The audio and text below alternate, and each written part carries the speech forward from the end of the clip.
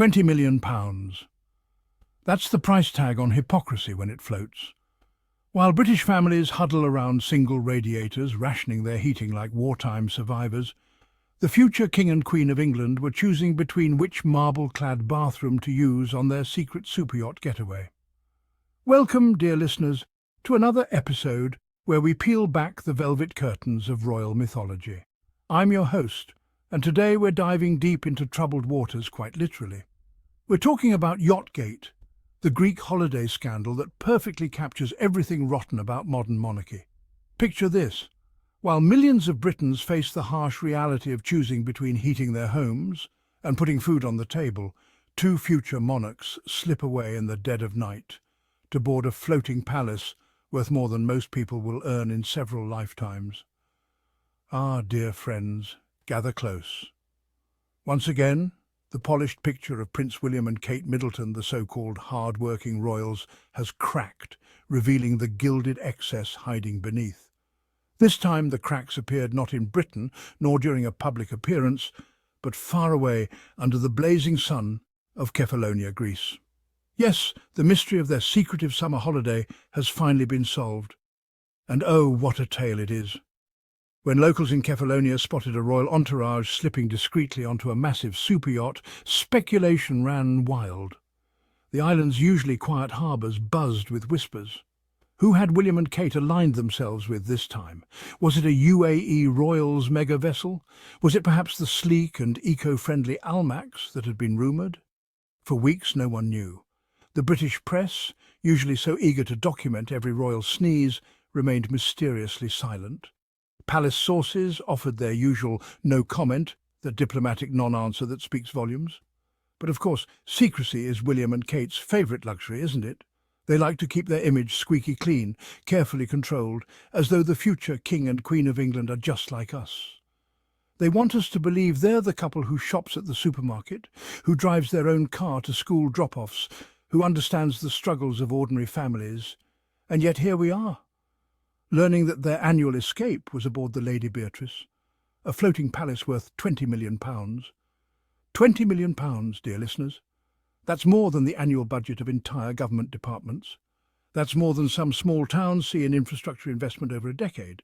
The carefully constructed narrative of the People's Royals begins to wobble when you realise they're literally sailing above the clouds of economic anxiety that plague their future subjects. Now let us pause and consider this vessel in all its gaudy glory. The Lady Beatrice, a 60-metre playground of wealth, once belonging to the infamous Berkeley twins, those reclusive billionaire brothers known for their tax avoidance schemes and feudal lordship of the Channel Islands. This isn't just any yacht, my friends. This is a monument to excess, dripping with eccentric, gaudy interiors that would make Versailles blush. Pinstripe seating that looks like it belongs in a gentleman's club from the 1920s. Faux Greek columns that mock the very heritage of the waters they float upon, and frescoed ceilings depicting scenes of ancient luxury and decadence. The dining room alone could house a family of 4. The master suite is larger than most British apartments.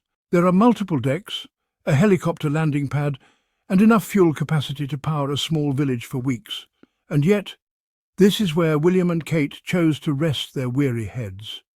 They claim to be relatable, down to earth, supportive of the British people during a cost of living crisis that has seen food bank usage soar to record levels. But their reality? It is pinstripes and frescoes on a yacht whose tracking system was literally switched off to keep prying eyes away. The irony is suffocating. While families across Britain are selling possessions to pay energy bills, the future King and Queen are debating which of the yacht's multiple dining rooms to use for their evening meal. Oh, the irony, my friends, the delicious bitter irony that could choke a horse. While William spends his days lecturing the world about climate change, launching his Earthshot prize, urging businesses to go green, telling young people that their future depends on environmental action, here he is, flying his family by private jet, escorted by limousines, only to be ferried to a yacht whose engines burn through fuel like there's no tomorrow. Let's do some mathematics, shall we? The private jet from London to Greece. Several tons of carbon emissions. The limousines and security vehicles, more emissions. The yacht itself, running generators 24/7 to power its air conditioning, lighting and various luxury systems. Enough fuel consumption in a week to power dozens of homes. Do you see the contradiction? The future king tells the public to recycle, to take shorter showers, to give up their holidays abroad for the sake of the planet. And then he whisks his family to Kefalonia for a week, aboard a diesel-guzzling floating palace that produces more emissions in a single day than the average British family does in a year. This is the same William who has lectured African nations about population control while having 3 children of his own. The same William who tells working families to make sacrifices for the environment while making none himself. Meanwhile, Meghan and Harry, who actually walk the walk, who speak about sustainability while supporting green initiatives, who've limited their family size to 2 children for environmental reasons, and who are living in California without hiding their lives behind palace walls, are still criticized endlessly for things far smaller. Harry takes a commercial flight to a charity event. Hypocrite. Meghan drives an electric vehicle. Virtue signalling. The double standard is so thick you could cut it with a knife. Another fascinating detail that reveals the machinery of royal privilege. The Lady Beatrice turned off its tracking system shortly before the royals boarded. This isn't a simple switch, dear listeners. Yacht tracking systems are sophisticated pieces of technology monitored by maritime authorities for safety and security reasons. Turning them off requires coordination, planning, and the kind of influence that only comes with connections to the highest echelons of power. Why this elaborate digital disappearing act? Because William and Kate demand privacy when they want it. Privacy for their holidays, privacy for their children, privacy to enjoy their opulence without the scrutiny of the very taxpayers who fund their lives through the sovereign grant, through security costs, through the maintenance of royal properties. They want to control the narrative completely. When they are cutting ribbons at hospital openings, the cameras are welcome. When they're visiting food banks, the photographers are invited. But when they're lounging on £20 million yachts, suddenly privacy becomes paramount. And yet, when Meghan and Harry ask for privacy, oh, the outrage! Headlines scream that they are hypocrites, that they can't have both publicity and seclusion. The British press paints them as villains for wanting boundaries, for protecting their children from paparazzi, for choosing when and how to engage with media. The Daily Mail runs breathless articles about Harry and Meghan's demands for privacy, while simultaneously stalking their every movement. The Sun calls them publicity-hungry, while printing unauthorized photos of their children. But William and Kate, their privacy is unquestioned, protected, even romanticized. One rule for the heirs, another for the spares. The same media machine that crucifies Harry and Meghan for seeking normal boundaries protects William and Kate's right to secret yacht holidays. The holiday wasn't just for William, Kate and the children. No, the Middletons were along for the ride too. Carol and Michael, the ever-present shadows behind Kate's carefully constructed image, were reportedly on board. A family affair funded by connections to financiers and billionaires.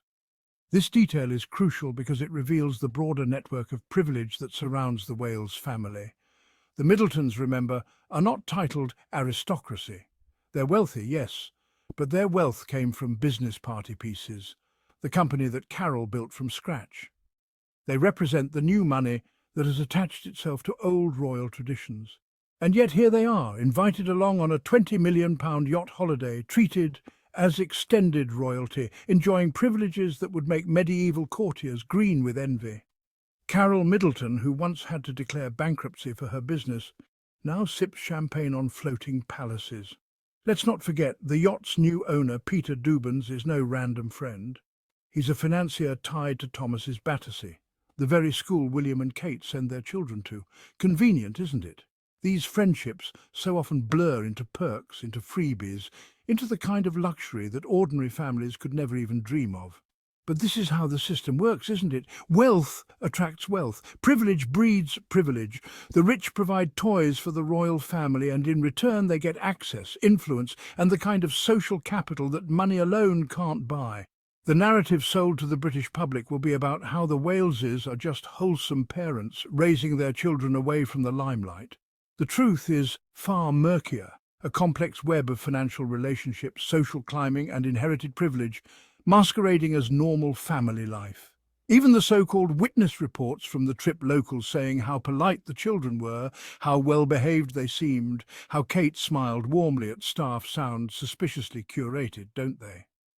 Almost like they were meant to be slipped into the story, carefully planted to soften any potential criticism. This is the royal machine at work, dear listeners. Every step William and Kate take is choreographed to project virtue. Every interaction is managed. Every story that emerges has been filtered through layers of palace communications teams, private secretaries, and media contacts. The spontaneous moments are scripted. The candid photographs are staged.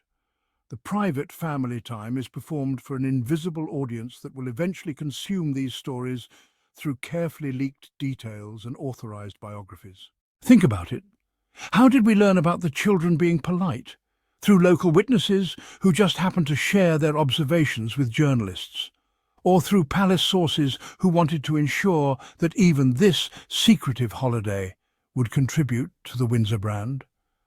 Every step William and Kate take is choreographed to project virtue. Polite children, caring parents, responsible royals. But the reality is clear. This was a holiday of decadence and privilege hidden away from the very public they pretend to serve. The performance never stops. Even when they're relaxing on a yacht, they're performing the role of the perfect royal family for a public that will never be invited aboard. And so, my friends, we are left with this.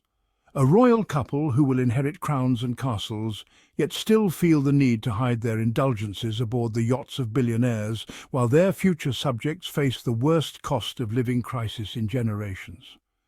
Let me paint you a picture of Britain today. Nurses are using food banks. Teachers are taking second jobs to make ends meet. Families are choosing between heating their homes and feeding their children. Elderly pensioners are sitting in libraries during the day because they can't afford to heat their homes. Meanwhile, the future king and queen are drifting off the Greek coast in frescoed dining rooms, being served by a full crew, their every whim catered to by staff who earn more in tips from this single holiday than many Britons earn in months. The optics are devastating. While Britons struggle with soaring costs, choosing between heating and eating, William and Kate are choosing between which of the yacht's multiple decks to sunbathe on. And yet, when Meghan and Harry choose to spend their summers in Montecito, living modestly compared to this yacht spectacle, they are torn apart in the press. Harry's polo games are mocked as elitist. Meghan's lifestyle brand is sneered at as commercial. But Kate and William's yacht holiday, it's quietly excused, quietly packaged as family time. The press that demolishes Harry and Meghan for far lesser displays of privilege somehow finds justification for William and Kate's yacht escapades. The same newspapers that count every penny of the Sussexes' spending somehow lose their calculators when it comes to the Wales's luxury holidays. So the mystery is solved. The royals' secret Greek escape wasn't to a humble villa or a small family home or even a luxury hotel that ordinary wealthy families might choose. It was to the Lady Beatrice, a symbol of wealth, secrecy and hypocrisy floating in the Mediterranean like a monument to everything that's wrong with inherited privilege. Remember this, dear listeners. The next time William and Kate are painted as the perfect couple, the relatable royals, the picture of duty and sacrifice, remember the frescoes and pinstriped sofas awaiting them. Remember the switched-off tracking systems and the £20 million floating palaces. And once again we see the truth. Not all crowns glitter in the sunlight. Some are tarnished, hidden away aboard luxury yachts, drifting quietly through Greek waters while their future subjects struggle to keep the lights on. Until next time, keep questioning the fairy tale. The truth is always more interesting than the myth.